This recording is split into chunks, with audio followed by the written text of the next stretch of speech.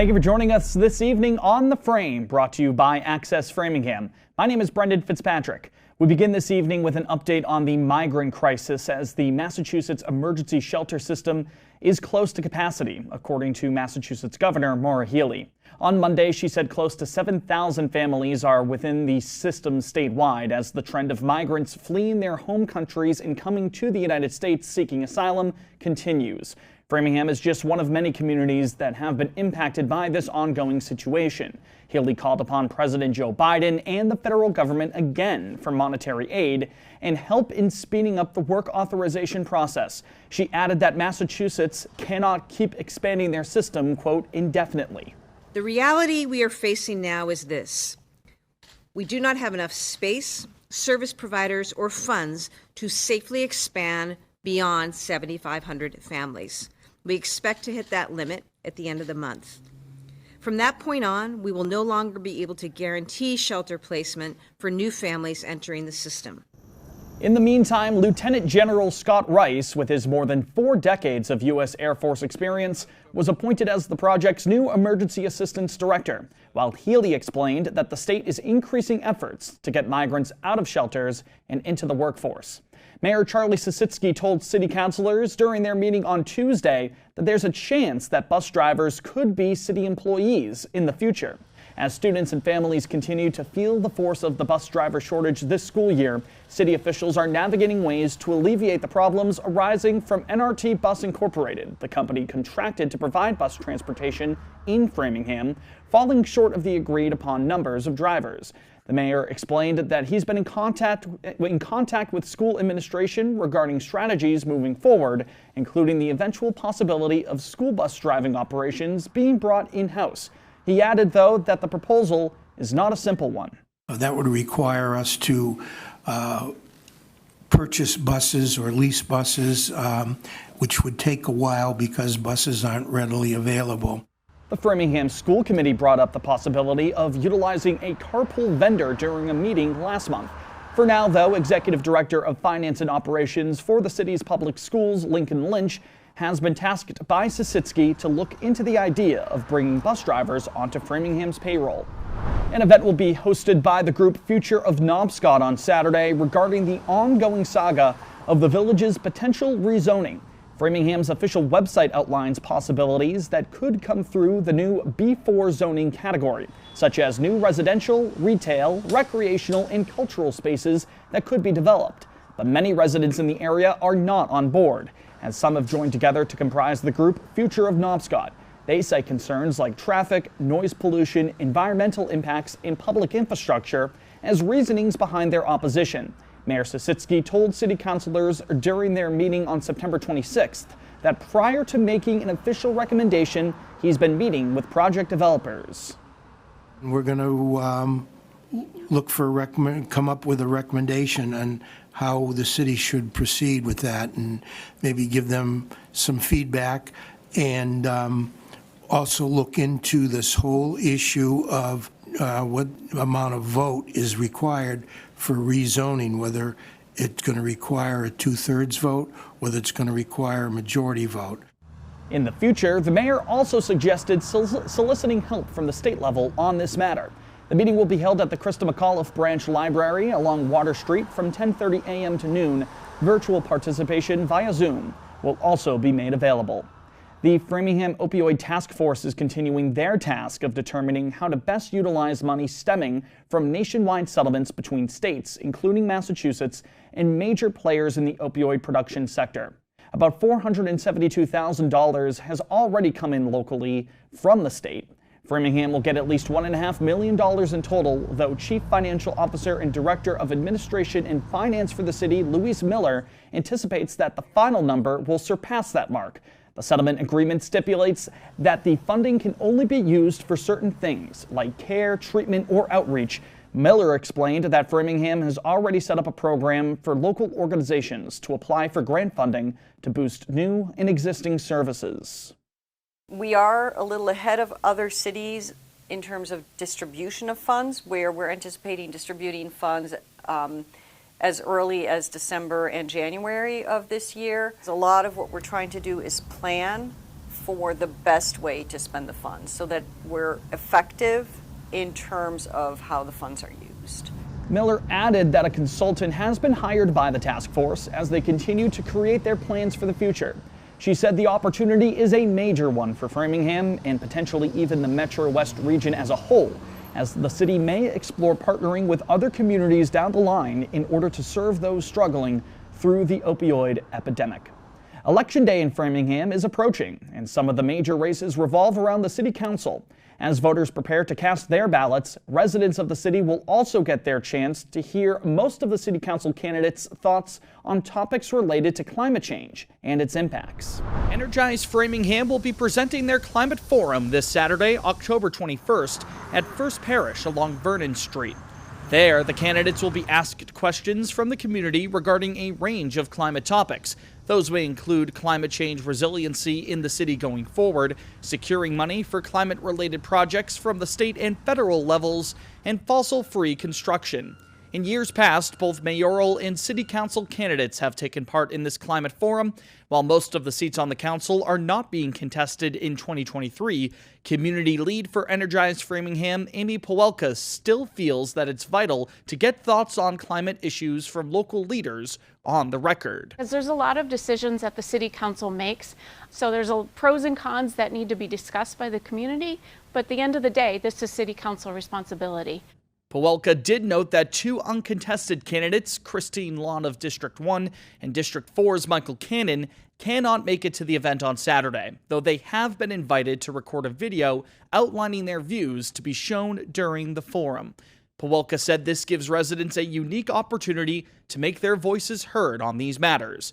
The event team will screen audience questions before they're presented to the candidates. We've had a lot of great response from different community members saying that they really think this is an important event to hear from the candidates and helping us publicize our event.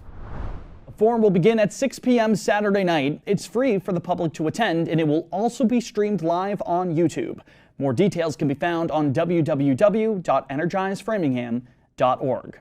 We'll be following the Climate Forum closely and will keep you updated. If you want to learn more about that story or others presented here on The Frame, you can visit our website, www.theframe.news. We've got you covered, from local weather and traffic to other stories that matter to the Framingham community. And if you've got a tip for us, email us at theframe@accessfram.tv or give us a call to our tip line. That's 508-216-0003. Meanwhile, October is National Disability Employment Awareness Month, which recognizes our nation's workers with disabilities and their contributions to the workforce. We're joined by The Frame's Mackenzie Wright to learn more. Mackenzie? Yeah, Brendan, the U.S. Department of Labor's Office of Disability Employment Policy runs this campaign every year to bring awareness to the supportive and inclusive employment environments available to those with disabilities. They also hope to educate and encourage more disability inclusion in the workforce. So what organizations in our own community strive to include more employees with disabilities? The Frame took a visit to MetroWest Regional Transit Authority's Central Hub in downtown Framingham to check in with their call center. We sat down with them to discuss the ways in which disability inclusion can be a benefit to the entire community. Here at the MetroWest Regional Transit Authority's Central Hub, these MWRTA buses are coming and going non-stop to accommodate pickups and drop-offs for community residents. Several different services are provided here, including busing for those who may need a little extra assistance getting around. Take older adults, for example, or persons who have disabilities. That's what these blue stripe buses are for, and accommodations for those are made possible by this call center, where those residents can reach out if they need a ride. We provide transportation for people that are not able to get around by themselves, whether it's a medical appointment, people have dialysis, people have cancer treatments, going to visit a friend or going out to dinner, getting some groceries, those things that some of us may take for granted, others have a struggle doing every day of their lives.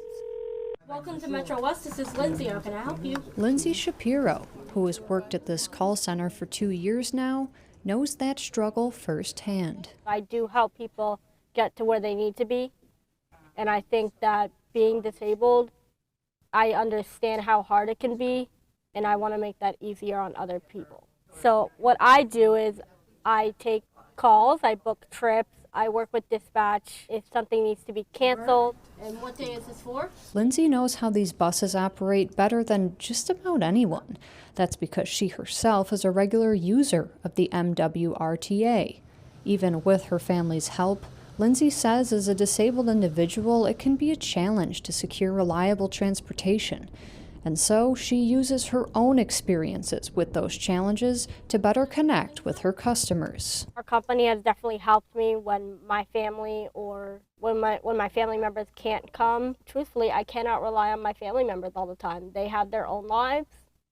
So since I'm an employee and I know the service, it's easier for me to help a lot of the people that I speak with. I think I do understand where they're coming from, and I do think that I can resonate with a lot of our customers. That's something Lisa Long, call center manager, has taken notice to. She definitely has blossomed. She's grown. You couldn't ask for a better employee, She's dependable. She just tries to be better every single day. I'm very proud that I've come so far. I feel like I've really accomplished a lot, and I'm just trying to keep up what I'm doing, and I'm always a work in progress. And when asked if there should be more employment opportunities for individuals with disabilities, absolutely. I think for a person that has disabilities, it's very hard to find a job. It's very hard to keep a job. I think that more people need to, we need to partner with more people. As long as it's the right fit, I think a lot of people, I think that helping people would really benefit.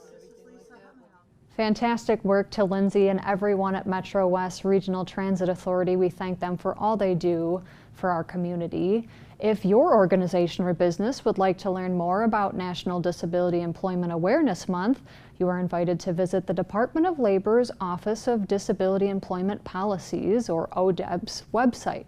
That's www.dol.gov/ODEP. They have a number of resources available to help you get more involved. And thank you very much for that, Mackenzie. Now let's take a look at our weather now and what you can expect for the next few days. It's looking like Friday is going to be considerably cloudy with occasional rain showers here and there, highs in the mid-60s and lows in the mid-50s. The rain will pick up on Saturday, it looks like, with heavy rainfall possible at times. Highs that day will be in the low 60s and lows in the upper 40s. Finally, on Sunday, it could start off partly cloudy early on, followed by more clouds and showers developing throughout the day. Highs in the mid to upper 50s then, and lows in the mid 40s as well. The 5K for Kids Run and Walk, which is an annual fundraiser for the Wayside Youth and Family Support Network, is this Saturday, the 21st. Money raised for the event helps provide critical resources to our community's young adults, like hot meals and emergency clothing. The Frame caught up with organizers from Tempo, which is one of the many young adult programs within Wayside's network, to learn more about the importance of this event. This is our weekly focus. We're here at Wayside Youth and Family Support Network here in Framingham, and we're speaking with a member of the organization about the work they do, as well as this upcoming event on the 21st of October. If you could do us a favor and introduce yourself, your name and your position with the organization. Absolutely. My name is Oscar Landaverde. I'm the Assistant Program Director at Tempo Young Adult Resource Center. Wayside is a counseling agency. We also have multiple young adult programs where we can help with housing, we can help with employment, we can help with community service, we can help with the rental system. We get at this program around between 300 and 500 young adults a year. That's pretty much the amount of young adults that we help at this program every year. When you do speak to people who are helped out by the organization and this event itself, what kind of reactions do they have? They feel very grateful about what the help that we provide them. Sometimes they come after a year after and say, thank you very much for what you did, and that is what keeps us going. That was make us do this job when You know, someone say, thank you for what you did for me.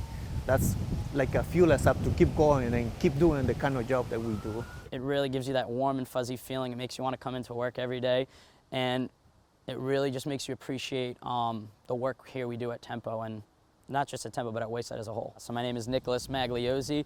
I am the housing coordinator here at Tempo, and I have been with Tempo and Wayside for 7 years. I enjoyed working with this population because it seemed like it's really underserved, and you can go throughout the United States. There aren't many programs like Wayside, like Tempo, that serve this exact age group of like 16 to 25 years old. So that really resonated with me, and I wanted to work for this organization. What are some of the biggest issues when you say underserved? What are some of the biggest underserved parts of this sector that you would identify? I would say, so when a teenager turns 18 years old, a lot of resources that are available to kids get cut off, and a lot of funding and opportunities are just not there. Whereas at Tempo, we're able to extend that to the age of 25, where maybe, you know, the upbringing they had wasn't as ideal as, you know, maybe you or I, and they're able to learn some extra skills so that when they turn 25, they're not just like, I don't know what to do. So it's been great being able to, as I said, provide those additional resources and, you know, those kind of teaching moments for these young adults, so that way they can become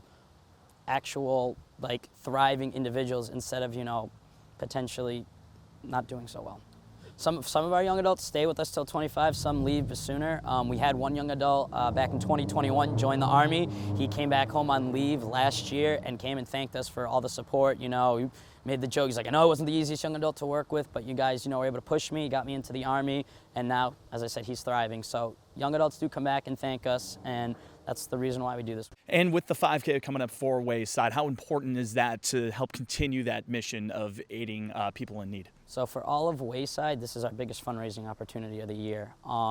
Every year our goal is to always raise $100,000, and I believe we met that goal last year, and that money gets spread out through every single program. So Tempo last year was able to use that money for getting jackets, gloves, mittens, hats for the young adults, and we also were able to use some of that money for young adults who ended up homeless and needed emergency hotel stays. So this fundraiser is huge because it directly goes back to the programs. Like, it's not going into anyone else's pockets, it's going back to the programs, and then we get to utilize it how we think it's most appropriate for our program, which you can't ask for anything better than that. The 5K is an event that Wayside put together to bring our staff and our clients and our young adults together as a community.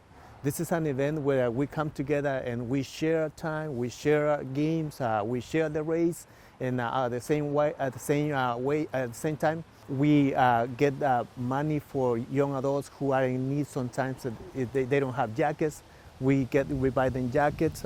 If they need a meal, we can buy them a meal. Looking ahead to the 5K on the 21st, are you going to be participating in it? Are you going to be hitting the pavement? I will participate. I'm gonna run. I'm not doing as well as I used to do, but I'm gonna try to do my best I can. 5K for Kids is celebrating its 14th year. The event will start at 9 a.m. at Walsh Middle School. If you'd like to learn more about the 5K or Tempo and Wayside, you can visit their website at www.waysideyouth.org. A reminder that we're on Instagram. Follow us there for daily updates and tag us when you're out in the community. We can be found at @FrameNews_. Subscribe to the Access Framingham YouTube channel as well and hit the bell icon there to be notified when new episodes go up. Moving on to what else is happening now across Framingham. A $520,000 grant has been provided to Keith Regional Technical School to boost their adult educational offerings. Both the fiscal year 23-24 state budget as well as the 2021 American Rescue Plan Act from the federal government will fund the expansion of the Keith at Night program.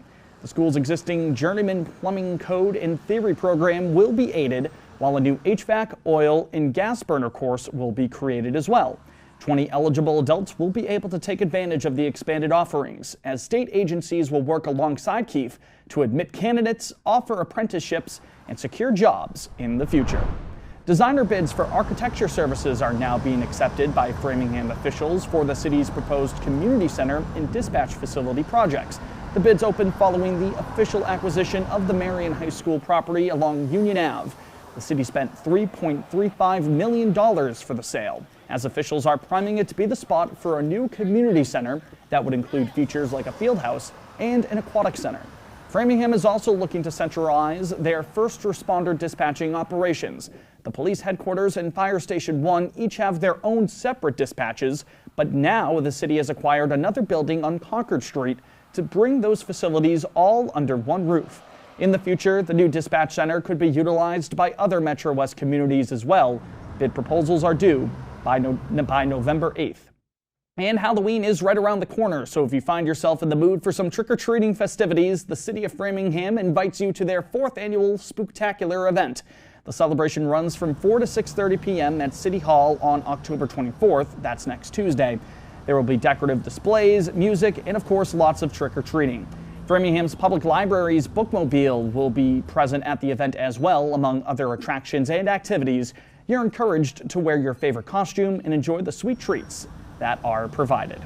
A reminder that The Frame is an initiative of Access Framingham, your local community media center located right here at our Vernon Street studios. Thanks to them, we're able to present The Frame to you. Access Framingham can be found on RCN Channel 3, RCN HD Channel 1100, Comcast Channel 9, and Verizon Channel 43. The Frame airs on Access Framingham Mondays through Fridays at noon and at 7 p.m., as well as on weekends at noon. More details can be found online at www.accessfram.tv. That's going to do it for this week's Framingham News in Focus. For all of us here at The Frame, we want to thank you for spending your time with us tonight. My name is Brendan Fitzpatrick. We'll talk to you next week. Take care.